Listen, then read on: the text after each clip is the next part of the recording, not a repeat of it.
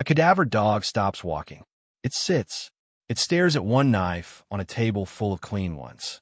That single moment would help crack open a case that took investigators more than 2 months, a forensic tech company, and thousands of location pings to solve. A woman vanishes hours after a 30th birthday party. Her phone keeps moving for days after she does. And the man everyone suspected had an answer for everything, until the timeline stopped matching his story. This is the case of Yanira Sedillos. And by the end of this video, you'll understand exactly how a protection order, a stolen 6 hours, and a set of deleted photos brought her killer to justice. If cases like this keep you up at night wondering how anyone gets away with it for even a day, hit subscribe, because this story gets darker before it gets any clearer.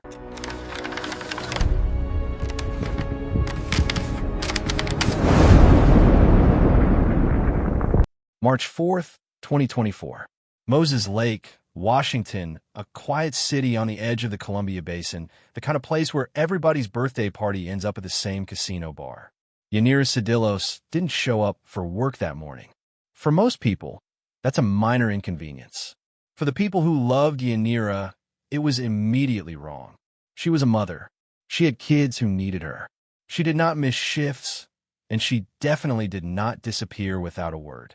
The night before, she'd been celebrating turning 30 with friends. She had an ex-boyfriend named Juan, and she also had a protection order against him. On paper, that order was supposed to keep him at a distance. In practice, it didn't stop him from getting in his car and driving nearly 2 hours to find her. Yanira was 30 years old, a mother, and, by every account from the people around her that night, someone who was generous almost to a fault. Friends would later describe an argument that broke out hours before she disappeared, over something as small as how much money she'd spent on a friend's birthday gift compared to what she'd received in return. It's the kind of petty, forgettable fight that happens between close friends after too many drinks. Except this time, it became one of the last conversations Yanira ever had. Juan Gastelum was her ex. The relationship was over. Yanira had made that clear. She'd told him to leave her alone. She told him they were done. And yet a protection order existed for a reason.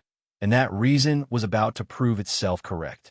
Around midnight, Yanira and her best friend Anna got into it in the casino parking lot. The fight was almost absurdly ordinary.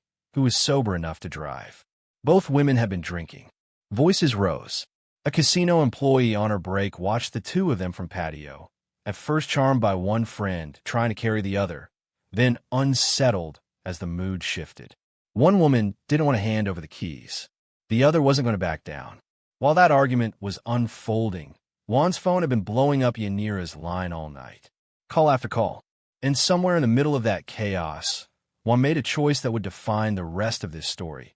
He got his car in Hermiston, Oregon, and started driving. Nobody invited him. Nobody wanted him there. He drove anyway, 110 miles, in the middle of the night, straight into the fallout of an argument that had nothing to do with him. He lives in Hermiston. But she came with me. Where does he usually stay at? I'm not sure. Do you know if she has her phone? She did have her phone, yeah, because she was talking to him on the phone when she left. And she was like, "Yeah, I'll be back when I go to the restroom." And so I sat there. I wasn't going to leave without her, and she never came back. Okay. 11:30 at night. Juan picks Yanira up. 11:53 at night. Cell phone data places both of their phones near a Petco not far from her apartment complex. 11:57 at night. Security cameras at Yanira's apartment complex capture Juan's Ford Fusion pulling into the lot. By his own account, given to police in the days that followed, Juan said he drove Yanira home, helped calm her down because she was upset about the fight with Anna, and that the two of them shared what he called an emotional, intimate moment. Then, he claimed he left. If that were true, he should have been back home at Hermiston by roughly 3 in the morning. He didn't get home until noon. That's 9 hours he couldn't account for. And the security footage told an even more specific story. Juan's car didn't leave that parking lot at 1 in the morning, or 2 in the morning, or even 4 in the morning. His car left at 5:49 in the morning. Not 1 hour inside that apartment. Not 3. Nearly 6. At this point in the investigation, detectives had a 9-hour gap, a car that didn't match a story, and a missing woman with a documented history of needing legal protection from the man who'd just been caught on camera at her home in the middle of the night. If you were the detective sitting across from Juan at that moment, hearing him casually explain away 6 missing hours, what would you have been thinking? Drop your theory in the comments, because what investigators found next confirmed the worst version of it. When police first approached Juan, he was calm, composed. He told officers he'd only just heard. That's what I was trying to call to figure out. I just barely found out that she's missing. Okay. You weren't up there at all? I went up there, but the thing is, she was crying because she got... Need to revise their story 4 separate times. First, Juan said he dropped Yanira off and never went inside. Then he admitted he did go inside. Then he admitted they'd been intimate.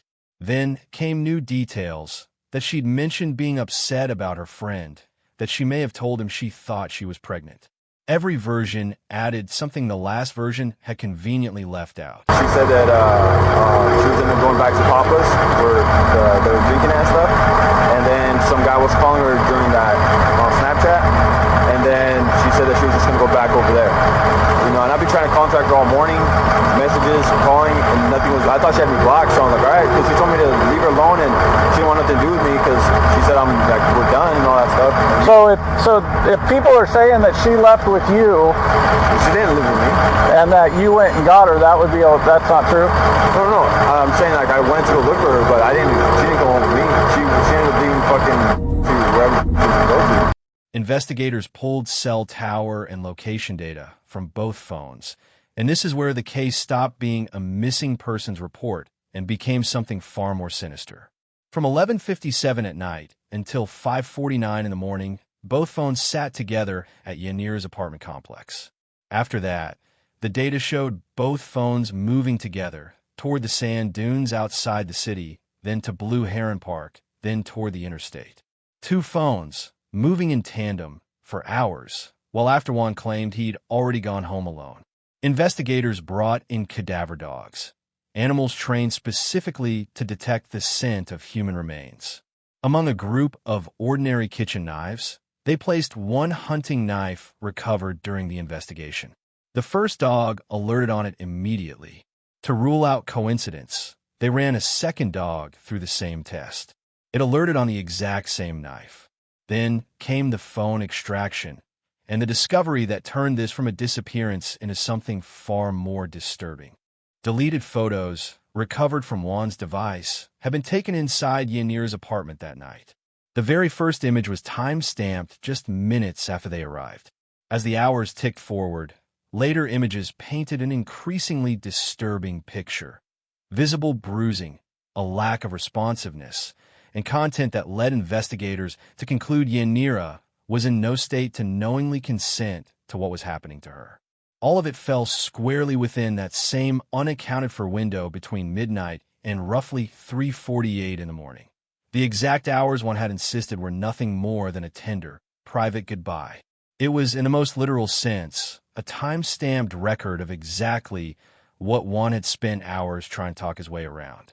Publicly, police told Yanira's family they believed she had been killed in her own apartment, just hours after the small birthday celebration that was supposed to be a happy memory. Investigators continued waiting on search warrants and forensic data that could point them toward her location, aware that every day that passed made a resolution feel further away. The break came more than 2 months later, on May 12th. Detectives worked with a data analytics company capable of mapping historical phone movement with extreme precision. Buried in the data was one location where Juan's phone had stopped moving for an unusually long stretch, an isolated access road near Walla Junction, east of Pasco. Officers didn't wait for daylight. They drove straight there. What they found, nearly 70 days after Yanira disappeared, ended the search and began the hardest part of this story, confirming in the beam of a flashlight that the worst possibility was the true one.